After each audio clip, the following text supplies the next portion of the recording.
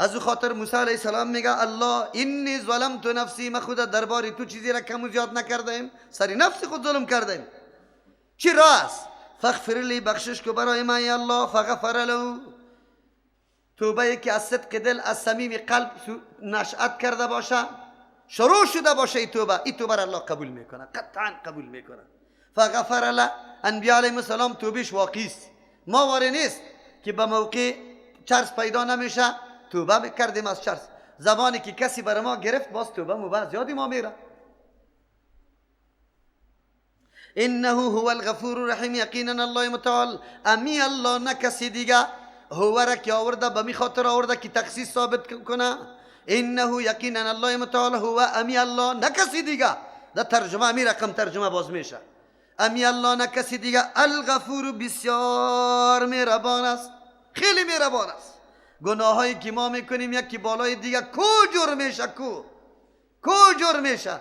الله متعال پرده را انداخته رایسته، یک روز در پیشانیت نوشته نشد که این شب یه آدم دزدی کرده، زنا کرده، شراب خورده، قمار زده، نوشته نشد. خب موقع برات داده بنده.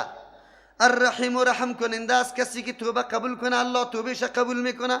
چقدر رحم ازی کرده زیاد. گناه کرده پشیمانی را ظاهر کو، قصد و عزم کو که دیگه من این کار نمیکنم، الله متعال معاف میکنه. قال ربی بما نعمت علی، بندی مومن و نیکبخت او کسی است که مجرد همیشه تنها گناه را نمیبینه، نعمتهای الله را در پالوی خود دیده، او را پیش میکنه که یا الله. وقتی نعمتهای الله را آدم پیش کنه بعد از اون میفهمی که الله چقدر احسان بزرگ سرت کرده. عالی ماده اطاعت و فرمان برداری در وجودت قوی میشه و در دلت میگرده که من باید یک نمازی بخوانم که یک دم گریان باشه به الله، یک دعایی بکنم که از سوزی قلبم باشه. چرا که نعمتهای الله را سری خود میبینی که فراوان است. موسی علیه السلام همی گپ میگه قال ربی بما نعمت، ای پروردگار به سبب آن چیزی که تو سر من انعام کردی. مراد از انعام یا توفیق تو بس که همی زودی کرده به مجردی که گناه از پیش صادر شده به الله پس رجوع کرده. هر کسی که گناه از پیش شود زود رجوع بکنه، این انعام الله متعال است. الله سر انعام کرده که تو زود رجوع کردی، الله برات توفیق داد. یک یا ربی بما نعمت، پروردگار به سبب این انعامی که تو کردی علی بالای ما. مراد از انعام بنشه که الله نصیبی موسی علیه السلام کرد که فرق در بین ظالم و مظلوم میکنه، فرق در بین خطا و عدم خطا میکنه. دیستی اعتراف کرد که من باید در اینجا به الله خود رجوع بکنم. فلن اکون ظهیرا للمجرمین، این خطا شد آینده برام درس شد. اگرچه این کار کوچک به قصد نبود لیکن آینده پشتیبان مجرم نمیشه. فلن اکون، هرگز نمیشوم ظهیرا مددگار و پشتیبان للمجرمین، کسی گناهگار است. فاصبح فی المدینه، تا صبح سباکت یک معنی است.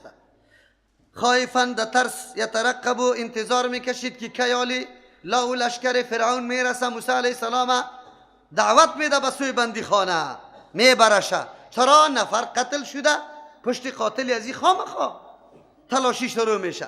یک معنی است. صبح کد موسی علیه السلام همی شبه. دوم معنی فاصبح، گردید، از افعال ناقصه است.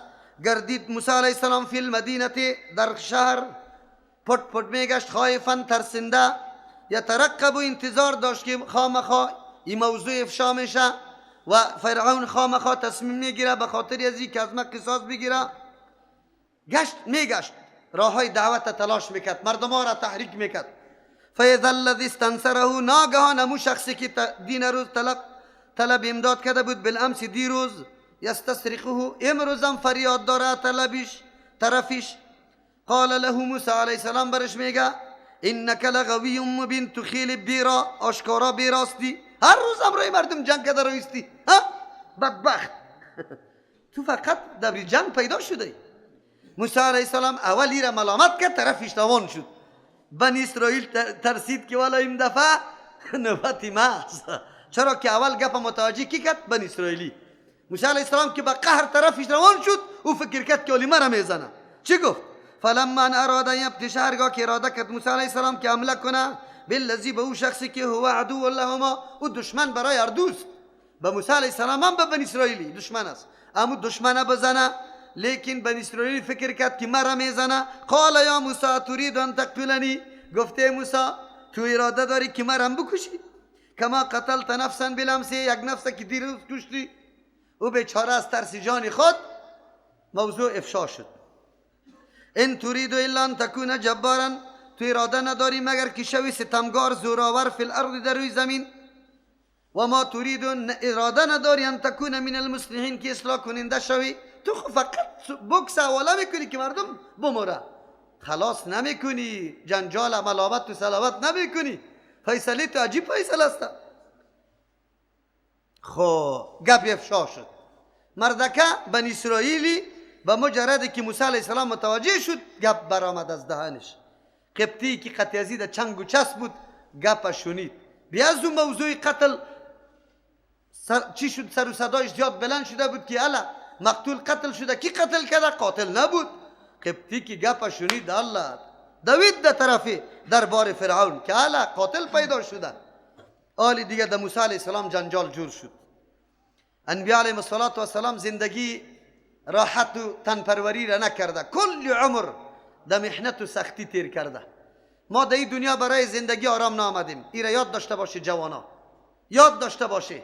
گاهی هم در بستر ناز و نعمت نه ارادهش داشته باشه و نه عملی سر بستر ناز و نعمت زندگی بکنی. باید زندگیتان کشمکش داشته باشه، در کشمکش نشو نمو بکنی، در جنجال. چرا زندگی انبیاء علیهم السلام همینطور است و آرام زندگی نکرده، جنجال برش جور است. و جاء رجل من اقصى المدینه، آمد یک شخص دوری مدینه، از دوری شهر، از نقطه دوری شهر، یسعی که بسیار بجلتی میدوید، از راههای کوتاه را قطع کرده آمد در پیش موسی علیه السلام. قال، گفت یا موسی علیه السلام ان الملأ یأتمرون بک، درباریا غټایت امرای فرعونیا یأتمرون مشوره داره بک در مقابل تو، لیقتلوک که تو را قتل کنه. گپ برشان رسیده که قاتل موسی علیه السلام است. فرعون بی از غصه است که تو مردم تحریک کرده، دعوت شروع کرده. از امو خاطری بسیار بهانه برای فرعون است. اگر قبل از این تو را میکش مردم میگفت بچه خوندی خودم میکشه. فرعونی قدر ظالم است که نفری درباری خودم میکشه. از او خاطر یک کمی چشم میزد فرعون. آلی بسیار بهانه برات میاثر شده. همیشه طاغوتا مردمای حق پرسته بهانهش طلب میکنه، بهانه طلب میکنه. برنامه تو را 1000 برنامه دعوتی و اصلاحی داشته باشی، یک نکته را تو پیدا کنه دستی میکشانه. این را یاد داشته باشی، همیشه انتظاری همیگه پاره داره.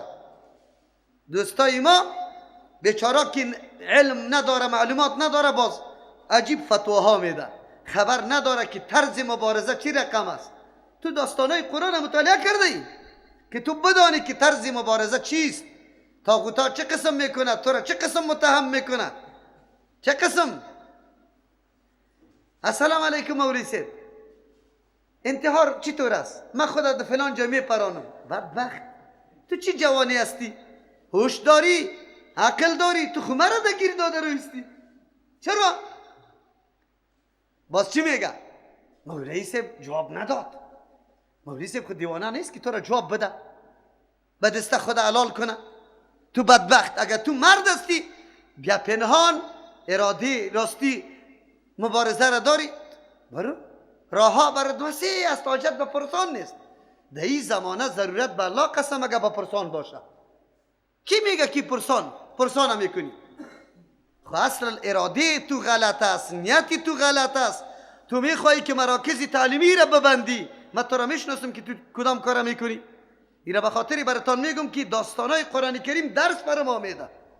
طاغوتا همیشه بهانه جور میکنه که مراکز بند شود.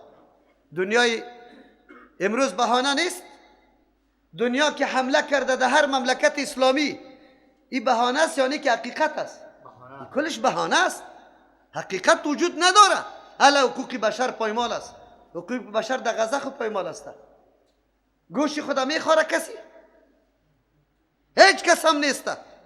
حقوق بشر که روسا آمده بود کجا بود؟ حقوق بشر در چچن کجاست؟ حقوق بشر در کشمیر که سالا تیر میشه کجاست؟ حقوق بشر در بوسنیا و ارزیگونا کجا بود؟ حقوق بشر در برما کجاست؟ کدام حقوق بشر؟ حقوق بشر در مقابل اسلام کوبی، به خاطر دیگه چیز نیست. بله، الله متعال حق اینطور یک روشنی است که نفوذ میکنه. او در اینطور جای نفوذ میکنه که کلگی در را بسته کرده باشه که نه، ما هیچ روشنی را کار نداریم. الحمدلله عقیده توحید و یکتاپرستی در دربارای پیرسایبا داخل شده در خانقاه. بچه شبی بینی موحد است، پنهان می آید در کمپانی در قیام اللیل پوت می آید، کلا پیش زده می باشه در ترجمه قرآن اینجا حاضر می باشه، او خودش بچه پیرسایب است. الله پیدا میکنه. امی آدمی که می دوه یا شمعون است یا سمعان، مفسرین نوشته میکنه بچه کاکای فرعون است. بچه کیست؟ بچه کاکای فرعون. خود شما خبر داره بسا اوقات یک انسان کار بسیار بزرگه کرده میتونه، بسیار بزرگه. بله، بیداری چی را میگه؟ بیداری نی را میگه. این مرد که فهمیده که یگانه دعوتگر فعلا در اینجا که نشر اشاعت دین میکنه، نظام الله را میکنه، تنها موسی علیه السلام است. اگر موسی علیه السلام نعوذ بالله کشته شوه، حرکت مکمل از بین میره. از امو خاطر که به مجرد یاگاه میشه، کارهای شخصی خودم مانده، روزگاری خودم مانده، دویده خودم میرسانه به موسی علیه السلام. از کید و از تدبیر از نقشه ها و پلانای فرعون موسی علیه السلام آگاه میکنه که خدا بکش، خدا. خبر داری؟ مردم میگه در ما بین مردم کسایی را پیدا کو، اینطور کسا پیدا می باشه در بین ارگانا که کاری 100 مجاهد بیرون نمیکنه، 100,000 مجاهد بیرون نمیکنه، 1000 مجاهدی که بیرون زندگی میکنه، یک نفر داخل است، کاری 1000 مجاهد کرده رویست در داخل میکنه. تاپه ها را گرفته ده، کافر شد مرتد شد، کافر شد مرتد شد. در پالوی تو بود مسلمان است، اگر نبود نه کافر است. عجیب است. این فتوا را از کجا پیدا کرده مردم؟ نکنه. اگر ملت، اگر این مردم قطع شما یک جای نشوه، به الله قسم اگر کامیاب شوید. این واضح گپ است. دنیا قطعت باشه که ملت قطعت نباشه، نمیشه کامیاب. در ملت نفوذ بکن، در ملت محبوبیت خدا پیدا کن، در ملت تمرین بکن، در ملت وانمود بکن که ما شخصی وفادار به منافع شماستم، شخصی وفادار به عزت شماستم، شخصی وفادار به تمام ارزش های شماستم. او وقت باز تو کامیاب بشی. اینطور کس بری تو خدمت میکنه که ایج در ذهن تام نباشه. همینطور نمیشه، نظام همینطور نمیشه. رسول الله صلی الله علیه و چطور مبارزه کرده بود؟ چه قسم مردم تربیت کرده بود؟ کجا تربیت کرده بود؟ قرآن همی درسا را برای ما میده. موسی علیه السلام پیدا کرده شخصی را هین داخل دربار فرعون که به مجرد تصمیم گیری فرعون موسی علیه السلام آگاه کرد. موسی علیه السلام میره. قال یا موسی ان الملائکه، موسی علیه السلام سردارای قوم غټایت یعتمرون مشوره دارن بک در مقابل تو لیقتلوک که تو را قتل کنن، نعوذ بالله. فخرج برای انی لک من الناصحین، ما یقینا برای تو خیر خواستم، فقط برای خیر خواهی تو دویده آمده. به خاطر که چرا خیر خواهی میکنه؟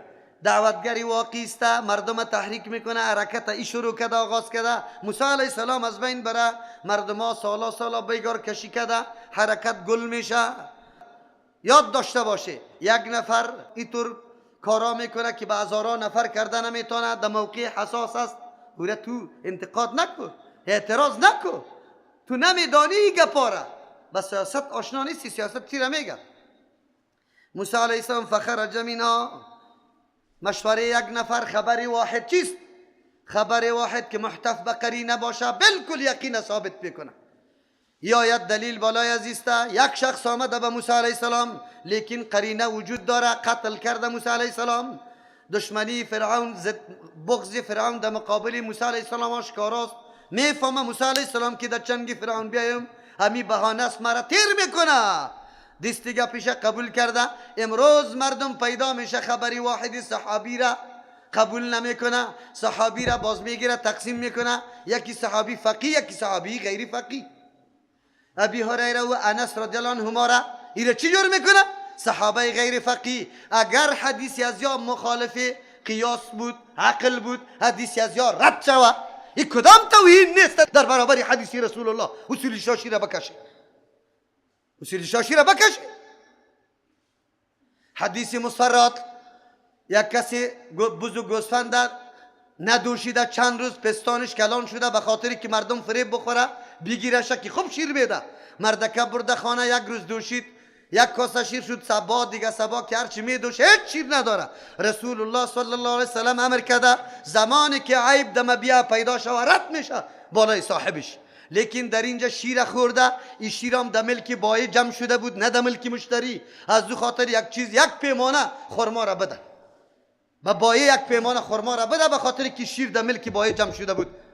لیکن جنابای ما رد میکنه این حدیثه، میگه نه نه، یک پیمانه خرما در مقابل شیر ایج نوع هم مثل نیست. از دو خاطر حدیث ابی هریره رضی الله عنه قابل قبول نیست. ما مذهب کی رد میکنیم؟ مذهب رسول الله را بگیره که او مسئول است، غیر از مذهب رسول الله مسئول نیست. بیاین اینجا کدام عالم جواب داره؟ کدام عالم جواب داره؟ در مدارس کتاب خوانده میشه، به می نوعیت خوانده میشه. روایات انس و ابی هریره رضی الله عنهما شخصیتایی که ملازم زندگی رسول الله است. بیشترین احادیث از کی نقل شده؟ از ابی هریره رضی الله عنه، کسی که 10 سال خدمت رسول الله را کرده. هر دو شخصیت رسول الله دعا کرده برای علمش، لیکن کتابی تو نوشته میکنه که یا غیر فقیه است، روایت از که قطع عقل تصادم کرد رد کنیشه. برای کتابایتان سعی کنیم. ما دشمنی با کسی نداریم، حقایق واضح میکنیم که دین چه رقم تباه میشه. حقایق چطور است؟ یک نفر به موسی علیه السلام آمده، یقین داره، سخنش یقین داره، مطابق مشورش کار میکنه. ما که خبری واحد از رسول الله صلی الله علیه وسلم به سند صحیح بر ما ثابت شوه، محتف به قرینه باشه، بالکل یقین ثابت میکنه. اگر در بخش عقیده است، اگر در بخش احکام است، این دین است. گروه های گمراه پیدا شد به خاطری که حالی معاصره میشد توسط حدیث رسول الله. چطور خدا میکشه؟ میگه خبری واحد است، مفید زن است. حالی هم یک تعداد گروه است. ریشه بگذار، خبری واحد است. ریشه بگذار، خبری واحد است. چقدر خوب مفاهیم به خود پیدا کرده. رای گریز از دینه. یادتان باشه شما باور به الله بکنید که سلفی نشوی، ایمان کامل نمیشه. که در منهج سلف قدم نمانده، ایمان کامل نیست. ایرا بدانی، ایرا ما یقینی میگم که ایمان و دین به منهج سلف نبود، ایمان نیست. باز برای گریز دین بسیار گپا را به خود پیدا میکنه. فخرج منها، برآمد موسی علیه السلام از زمین شهر خائفا، در حالی که ترسنده بود، حراس داشت به خاطری که گیر نکنه له لشکر فرعون. چرا هر جای پوسته های فرعونی است. یترقب، راه را میدید، انتظار چی ترصد میکرد که از کدام را برم، چیک بکنم، کجا پوسته است کجا نیست. قال رب نجنی من القوم الظالمین. دعا میکنن انبیاء علیهم السلام در این مشکلات. بری ما تو درس میده زمانی که در مشکل روبرو میشی، سخت مشکل، مردم در مقابلت قیام کرده، مردم تو را متهم کرده، هیچ کسی همکار و همراز نداری، یک نفر در بین قوم هستی، دستی دعای تا بالا کده پیش الله متعال، بالا کده دستی تا الله اجابت میکنه. درس برد میده. ربی نجنی من القوم الظالمین. الله او ذاتی که مرا تربیه کردی، مرا نجات بده از قوم ظالم. خب چی گناه داره موسی علیه السلام؟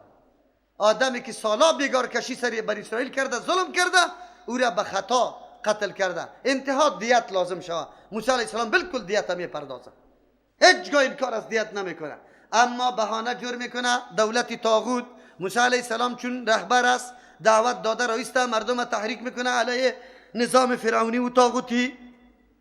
محاکمش به جز از که اعدام کنه شه. حکمی را که الله بیان کرده که باید دو اعدام باشه، قصاص. حکمی که الله بیان کرده که باید سنگسار باشه، حکمی را که الله بیان کرده که ارتداد است، قتل باشه، او را جنابا یک قاضی و محکمه فیصله نمیکنه فعلا در دولتید. لیکن وقتی که اونجا جرم پول چرخی ثابت شود قاضی صاحب اعدام میکنه. چرا؟ در مقابل نظام تو ارزش های احکام الله بالاست یا نظام پاچایی تو؟ کدامش بالاست؟ کدامش بالاست؟ نظام الله بالاست. در نظام الله که کدام حکم سو عملی نمیشه.